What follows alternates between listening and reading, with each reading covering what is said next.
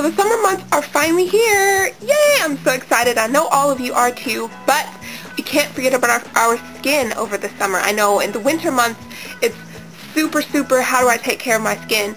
But when the summertime comes, it's just as important that we make sure we're taking care of our skin, because we're out in the sun a lot more. We have a lot more of our skin exposed to that sun.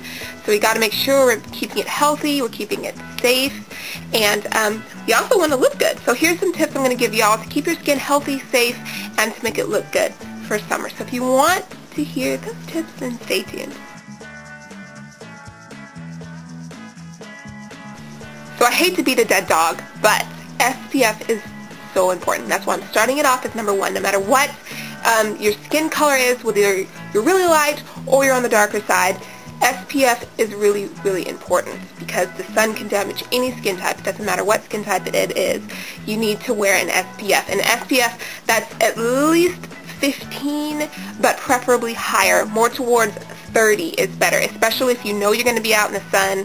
You definitely want to go for that SPF 30 just to be safe. You want to put it everywhere on your body that's exposed to the sun. So any part of the body that's out exposed to the sun, you want to put SPF on that, including your lips. So you want to get a really good lip balm that has a good SPF in it. Your face, get some face makeup that's got SPF, and your body. So anywhere that's going to be exposed, you want to make sure you apply that good SPF. Now when you're looking for a good sunscreen, you want to make sure that it has either zinc oxide or titanium oxide, because those are going to protect against both UVA and UVB rays, and you want protection from both of those to get the full effect from your SPF, because if it doesn't have either one of those, you're just getting protected from one or the other, and so your skin can still be getting damaged. So you want to make sure it has either zinc or titanium oxide in it. Another helpful tip for SPF is you want to reapply it throughout the day. You sweat throughout the day, and every time you wipe off that sweat, off goes your SPF, and then the sun's coming in and it's damaging your skin, and that's no good. So you want to definitely reapply every few hours throughout the day if you're outside in the sun. Definitely make sure on your face. I know we wear makeup, and we might not necessarily want to be putting really thick SPF creams on our face and reapplying constantly. So what you can do is you can get an SPF that comes in a compact powder form, and just apply that throughout the day to make sure that you're getting really good sun protection.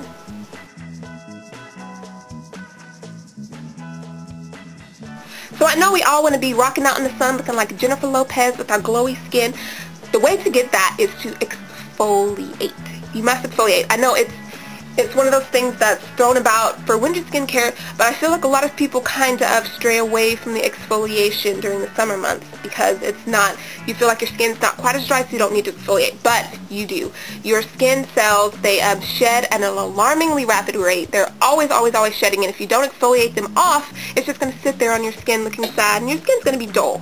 And you don't want dull, because summer is all about looking fresh and glowy. So if you want to get that really good glowy look, you got to scrub and exfoliate. Now, since it is the summer, you don't really need a really harsh exfoliant, so you want something that's a little bit more gentle. What I recommend is the Aqualina Pink Sugar Body Scrub. It smells super good. It's really summery, and it's a gentle exfoliation, so it's good enough to use during the summer. I just use this in the shower, and I exfoliate all over my body about twice a week, and it's wonderful. It gives you that nice summer glow that everyone's looking for, and I definitely recommend that to all of y'all.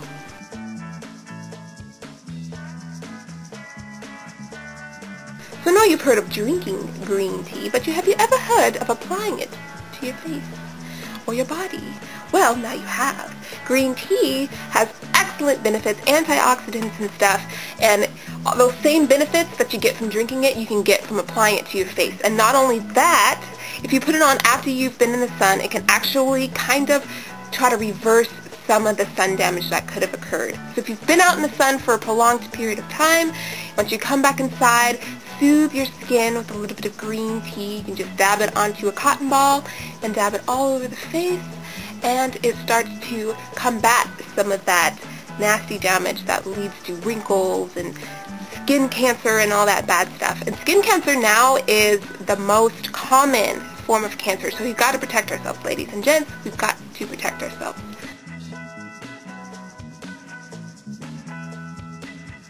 So in the summer months, with all the humidity and the grossness in the air, and our spaces are a lot more oily, we have to have something that's non-comedogenic for moisturizing our faces. FYI, non-comedogenic is just a fancy dermatologist word for it won't clog your pores. So look for something that's really, really super thin to put on your face to moisturize it. And a lot of them, they will say they're non-comedogenic on the bottle, so you can look for that. Also look for stuff that's oil-free. If it's oil-free, it's a lot more likely to be non-comedogenic. So look for those because you still definitely do need to moisturize in the summer months. You just need something that's a lot lighter so that all the oils and the humidity and stuff don't mess around with your facial moisturizer and clog your pores and cause you to break out, because no one likes to be broken out in the summer. So definitely go for something that's non-comedogenic.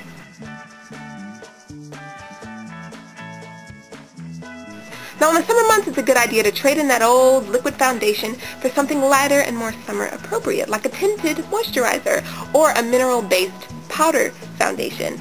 Both of those are really good options for the summer. They're a lot lighter, they won't clog your pores as much, and they won't give you that masky feeling that you get in the summer.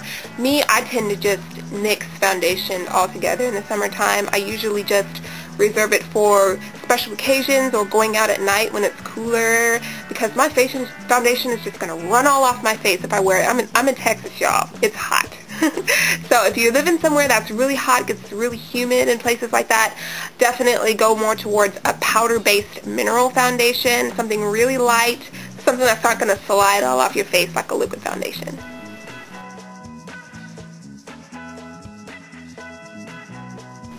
Studies have actually been done that state that the sun's rays are actually not as intense before 10 in the morning and after 4 in the evening. So if you're going to tan, do so in the mornings before 10 or in the afternoons after 4, because you won't be getting that extremely intense sun damage to the body that you're going to be getting if you do it like during the midday when people often do it. It's way too intense to be doing it during that time, so definitely if you're going to tan, do so in the mornings or in evenings just to be safe, because I want all of y'all healthy and happy. And definitely I would actually recommend faux tanning, honestly.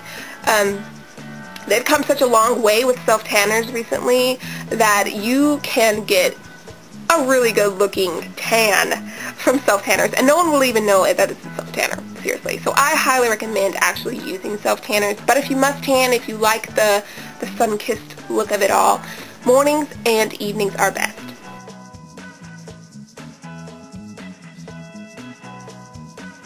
Let's be honest, none of us like sunburns.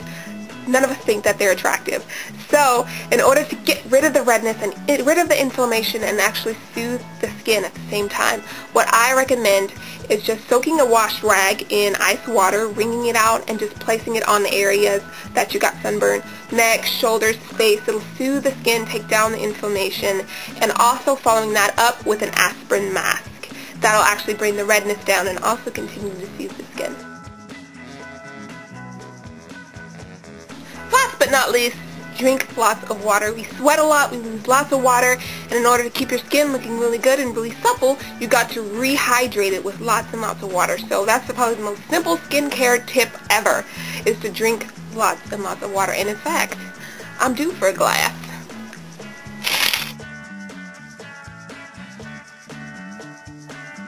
So I hope y'all found this helpful. Don't forget to stay healthy, stay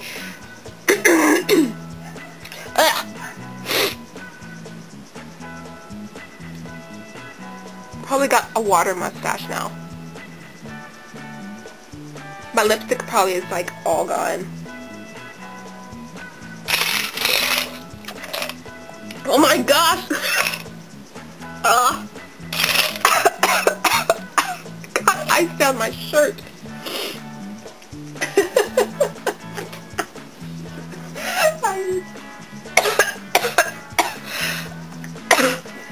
Maybe that wasn't such a good idea.